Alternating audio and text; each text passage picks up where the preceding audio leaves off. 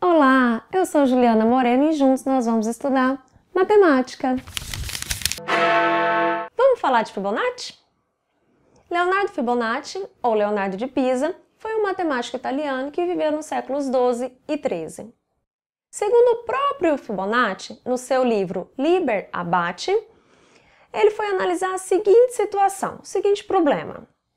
Ele precisava analisar como seria o crescimento da população de coelhos durante um ano, sendo que a cada mês, cada par de coelhos geraria um novo par de coelhos, partindo então com um par de coelhos jovem.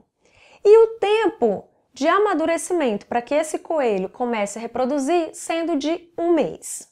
Então, no primeiro mês, teria um par de coelhos filhote. No segundo mês, esse par de coelhos filhote vira então um par de coelhos adulto. Continuamos com um par de coelhos. No terceiro mês, esse par de coelhos adulto gerou um par de coelhos filhote. Então, teremos dois pares de coelhos, um par adulto e um par filhote. No mês seguinte, o par adulto gera um novo par de coelhos filhote e o par filhote vira um par adulto. Então, teremos 3 pares de coelhos no total. Um par de coelhos filhote, 2 pares adultos. No mês seguinte, os pares adultos geram 2 pares filhotes e o par filhote vira um par adulto. Então, 2 pares filhotes, 3 pares adultos, total 5 pares. No próximo mês, nós teremos 5 pares, sendo 2 filhotes, então 3 adultos vão gerar 3 novos pares filhotes e nós teremos os 2 filhotes que vão amadurecer e virar adultos. No total, 8 coelhos, sendo 8 pares de coelhos, sendo 3 pares filhotes, 5 pares adultos. E aí continua até completar um ano, que foi o tempo de análise dele. Leonardo Fibonacci chegou na seguinte sequência: 1, 1, 2, 3, 5, 8, 13, 21, 34, 55 e continua. E analisando essa sequência e procurando uma lógica matemática, ele percebeu o seguinte: o primeiro número era 1, o segundo era 1, e a partir do terceiro, cada número seria a soma dos seus 2 antecessores, os mais próximos. Então, 1 mais 1, 2, 2 mais 1, 3, 3 mais 2, 5, 5 mais 3, 8, 8 mais 5, 13, 13 mais 8, 21, 21 mais 13, 34, 34 mais 21, 55 e continua.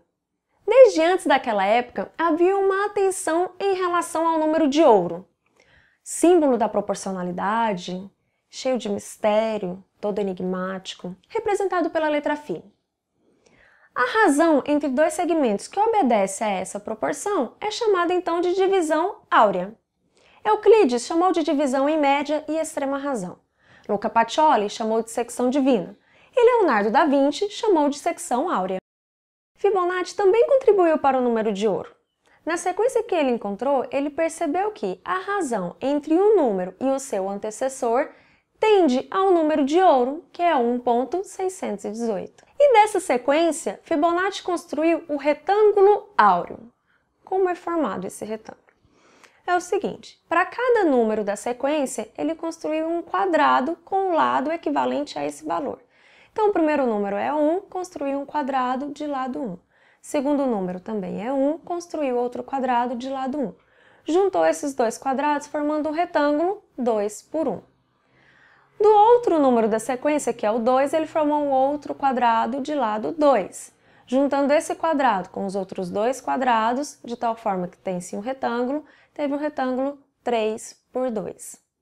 O outro quadrado seria então de lado 3 por 3, e aí ele juntando esse quadrado com os outros que ele já construiu, teria o retângulo 3 por 5. Com o próximo quadrado do próximo número da sequência, que é 5, então quadrado de lado 5, juntando ele com todos os outros quadrados, teria então um retângulo 5 por 8. E não para por aí não. A partir desse retângulo, Fibonacci pegou o quarto de circunferência de cada quadrado, uniu esses quartos de circunferência e construiu ainda a espiral de Fibonacci. É mole. Agora, olha só esse girassol. Aqui no centro da flor do girassol, onde ficam as sementes, as sementinhas a gente tem duas séries aqui de curvas. Então tem umas curvas para um lado e tem outras curvas para o outro lado. E a quantidade de curvas em cada série é diferente. Então, se em uma série a gente tem 21 curvas, na outra série vão ter 34.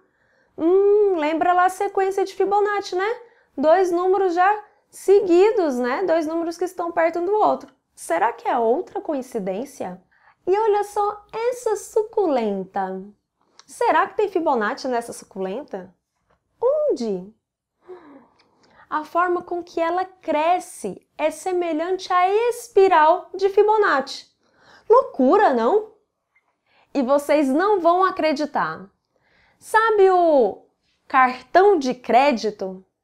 Então, a razão entre a sua largura e o seu comprimento, essa razão é um valor aproximado do número de ouro. Acreditam? E não é por acaso. A pessoa que inventou esse cartão já sabia que nessas proporções seria mais agradável aos nossos olhos, porque nós já estamos habituados por conta da natureza e porque isso tem a ver com a beleza, com o padrão de beleza. Sério mesmo. Tempos depois de Fibonacci, um outro Leonardo da Vinci, criou o homem vitruviano, baseado nessas proporções. E então Da Vinci percebeu que o que a sociedade considerava bonito, um padrão de beleza, estava diretamente ligado com aquelas pessoas que tinham essas proporções ideais do número de ouro. Vamos analisar as nossas top models? Gisele tem 1,80 de altura e do umbigo até o chão 1,09. A razão então entre essas medidas, 1,651. Olha, bem próximo, né, do número de ouro. Por fim, vamos aproveitar essa onda aí. Vou também medir euzinho aqui, né? 1,64 de altura, 0,98 do umbigo até o chão. Razão, então, 1,673. Minha proporção tá até boa, né não? Só faltou altura, beleza, talvez carisma. E tem que fazer vídeo aqui, né? Porque não rolou muito essa passarela pra mim, não. Mede as suas proporções você aí também. E onde mais a gente pode encontrar semelhança com essa descoberta de Fibonacci? Nos objetos? Na natureza? No cosmos? Fibonacci é Deus? Continue investigando, continue analisando as coisas e vê se tem relação com Fibonacci e a gente se vê por aí.